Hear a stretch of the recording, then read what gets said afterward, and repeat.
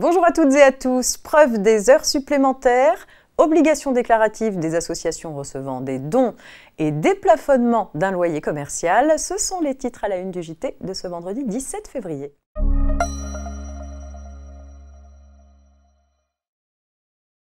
Quand salariés et employeurs ne sont pas d'accord sur l'existence ou le nombre d'heures supplémentaires et que ce différend les mène devant les juges, ils se partagent la charge de la preuve. Pour que sa demande soit prise en considération, le salarié doit présenter à minima des éléments suffisamment précis pour permettre à l'employeur qui assure le contrôle des heures de travail effectuées d'y répondre en produisant ses propres éléments. Mais exiger que le salarié produise des éléments suffisamment précis ne doit pas aboutir à faire peser la charge de la preuve sur lui. Quels peuvent être ces éléments? Les illustrations par les juges sont régulières.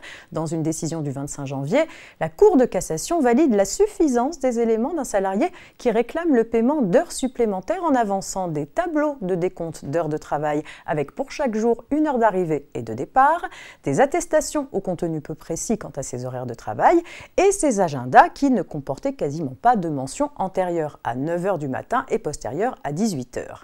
Dans cette affaire, en exigeant plus de lui, la Cour d'appel a donc fait peser la charge de la preuve sur le seul salarié.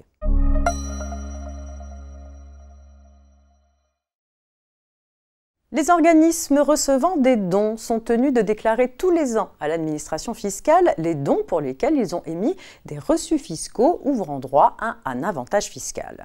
La question a été posée par un sénateur de savoir si ces obligations déclaratives ne pouvaient pas être simplifiées, notamment pour les associations recevant des dons de faible montant.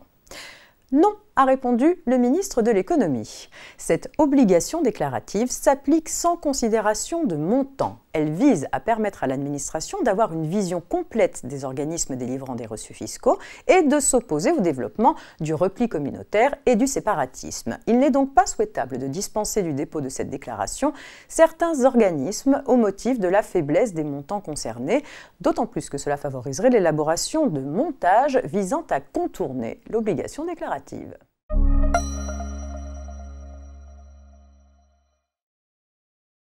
Lors du renouvellement d'un bail commercial, en cas de désaccord entre le bailleur et le locataire sur le nouveau loyer, il appartient au président du tribunal judiciaire de trancher, mais pas de fixer l'étalement de la hausse du loyer déplafonné. C'est ce qui résulte d'un arrêt récent. Pour rappel, le plafonnement du loyer renouvelé peut être écarté dans certaines hypothèses, comme en cas de modification notable d'un élément permettant de déterminer la valeur locative. Dans cette affaire, les bailleurs de locaux commerciaux loués à un pharmacien saisissent le juge des loyers commerciaux en fixation du loyer du bail renouvelé. Le locataire demande au juge, en cas de déplafonnement du nouveau loyer, de limiter les augmentations annuelles de loyer en résultant à 10 % du loyer acquitté au cours de l'année précédente. La loi prévoit en effet que le déplafonnement ne peut pas engendrer une augmentation annuelle de plus de 10 % par rapport au dernier loyer. Mais dans ce cas, ce n'est pas au juge de mettre en œuvre cet étalement de la hausse du loyer. C'est alors au bailleur et au locataire d'établir l'échéancier de l'augmentation progressive du loyer par une majoration annuelle de 10 % du loyer de l'année précédente.